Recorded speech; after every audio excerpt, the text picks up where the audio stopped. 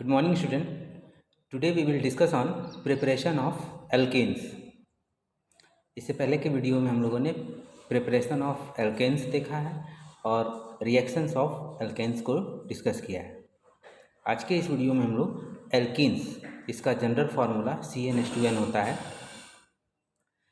उसके प्रिपरेशन पे डिस्कस करेंगे कि एल्कीन्स जो हैं वो कितने मेथड से प्रिपेयर की जाती हैं।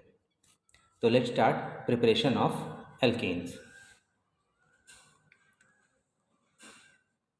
बेसिकली एल्कीन्स जो होती हैं वो अनसैचुरेटेड कंपाउंड है, यानी कार्बन और हाइड्रोजन इनमें प्रेजेंट होता है बट डबल बॉन्ड प्रेजेंट होता है। तो इनके प्रिपरेशंस के जो मेथड हैं dehydration of alcohol, dehydrohalogenation of alkyl halides, dehalogenation of vicinal dihalides, controlled hydrogenation of alkynes and cracking of alkanes. ये कुछ इम्पॉर्टेंट मेथड हैं जिनके थ्रू एल्कीन्स को बनाया जाता है। डिहाइड्रेशन ऑफ एल्केन,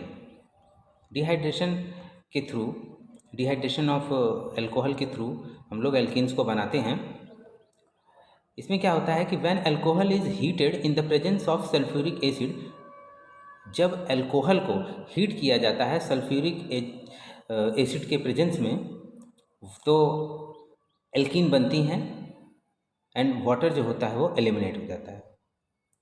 तो डिहाइड्रेशन ऑफ अल्कोहल एक आपके स्क्रीन पर लेफ्ट साइड में आप देख सकते हैं RCH2CH2OH, ये अल्कोहल है आपका।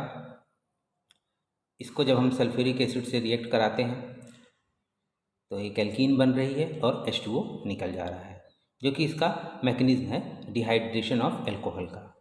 अब इसमें हमने जैसे यहाँ पर, जैसा कि आपने स्ट्रक्चर देखा था वहाँ पे R था, आप वहाँ पे कोई भी एल्किल ग्रुप जोड़ सकते हैं। यहाँ पर हमने CH3 जोड़ा हुआ है, तो ये हो गया 1 प्रोपेनॉल, CH3CH CH2CH2OH।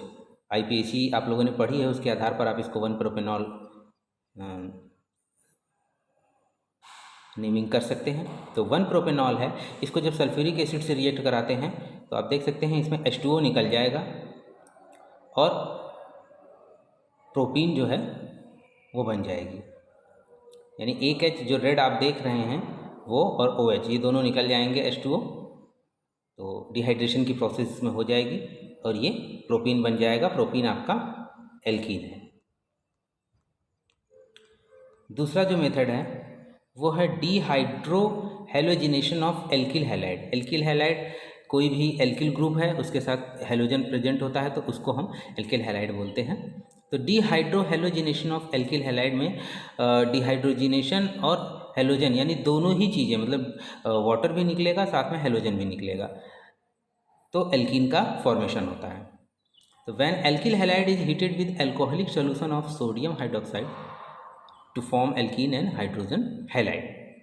जब भी एल्किल हैलाइड को हम सोडियम हाइड्रोक्साइड यानी alcoholic solution of sodium hydroxide के साथ हीट करते हैं तो एल्कीन बनता है, वाटर निकल जाता है और एल्किल जो कंटेन करता है हैलाइड वो हैलाइड निकल जाता है। तो यहाँ पर आपके सामने फिर उसी तरीके का एक फार्मूला बना हुआ है। यहाँ पर जो रेड से मार्क है वो ये बताता है कि यही चीज़ जो है, यही एटम जो है ये निकल जाएंगे, और आप कह सकते हैं सब्स्टिट्यूट हो जाएंगे, इनको ही एलिमिनेट कर दिया जाएगा। तो RCH2CH2X की जगह आप कोई भी हैलोजन जोड़ लीजिएगा, जो भी हैलोजन्स होते हैं, क्लोराइड, ब्रोमाइड, फ्लोराइड, आयोडाइड और भी हैं, तो उनमें से कोई भी आप जोड़ के इसको रिएक्शन को कंप्लीट करके फिर आप इसको समझ सकते हैं। यहाँ पर ये इसकी मैकेनिज्म है, एक जनरल रूल है इसका।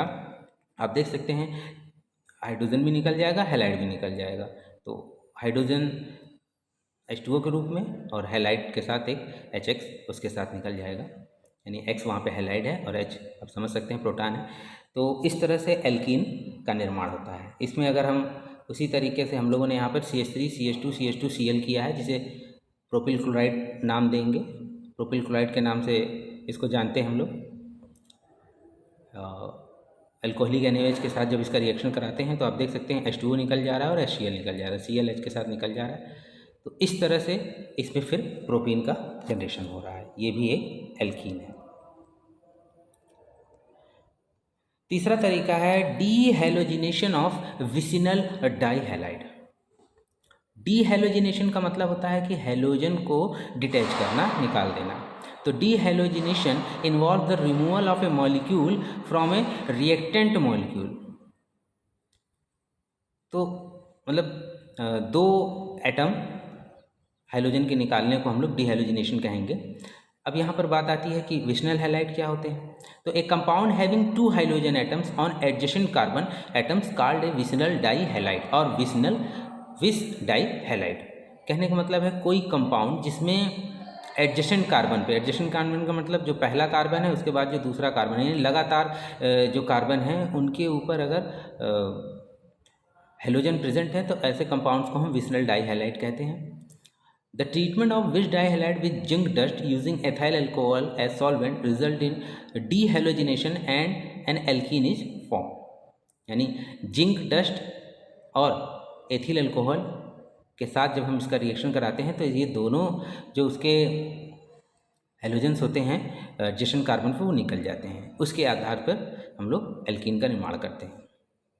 इसमें आप देख सकते हैं यहाँ पर उसी तरीके से CH3Br और CH3Br करके है, विस डाइहैलाइड इसको बोलेंगे। जिंक और एथेनॉल के प्रेजेंस में जब रिएक्शन कराते हैं तो ये जो जिंक है ये Br दोनों जो एडजेसेंट कार्बन है वहाँ से Br यानी ब्रोमाइड को निकाल देता है और ZnBr2 बन जाता है और एल्कीन बन जाता है। इसको अगर हम अपने जो हम लोग अभी तक CH3 CH Br और CH3Br उसी स्ट्रक्चर पे अगर हम इसको लेके चलें तो 1,2 डाइब्रोमोप्रोपेन, प्रोपेन हम लोगों ने शुरू से प्रोपेन ही लेके चल रहे हैं ताकि एक ही मॉलिक्यूल से हम समझ सकें कि किस तरह से ये रिएक्शन प्रोसीड होता है। तो 1,2 डाइब्रोमोप्रोपेन जिंक और एथेनॉल के प्रेजेंस में जब रिएक्शन करा रहे हैं तो यहाँ पर आप देख सकते हैं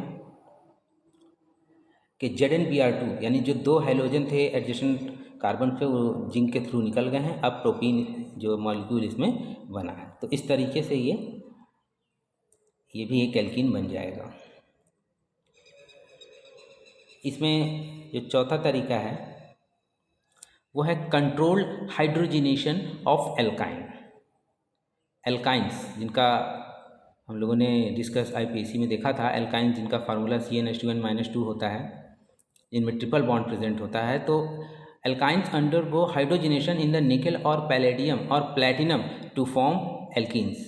यानी एल्काइंस में हाइड्रोजिनेशन यानी एडिशन ऑफ हाइड्रोजन हो जाता है तो वो एल्कीन्स बन जाती हैं। इसमें आप सिंपल एक एग्जांपल सेम उसी तरीके से RC ट्रिपल बॉन्ड CH है, कोई जनरल एल्काइन है समझ लीजिए।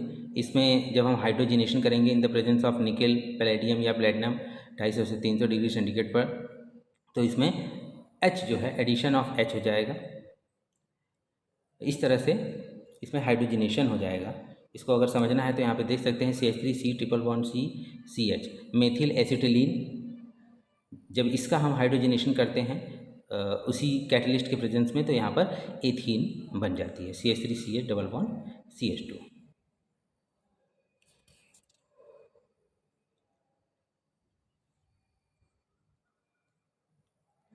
नेक्स्ट इसमें जो है वो है पायरोलिसिस क्रैकिंग जिसे बोलते हैं, पायरोलिसिस क्रैकिंग। इसको इस मेथड्स को हम लोगों ने एल्केन्स में देखा था, एल्केन्स के रिएक्शंस में देखा था हम लोगों ने, रिएक्शंस ऑफ एल्केन्स में आता है। बट हियर यहाँ पर ये एल्कीन के प्रिपरेशन में इसको यूज़ कर सकते हैं। तो आप अगर वहाँ पे याद किए हैं और यहाँ पर लिख सकते हैं तो कोई दिक्कत नहीं है।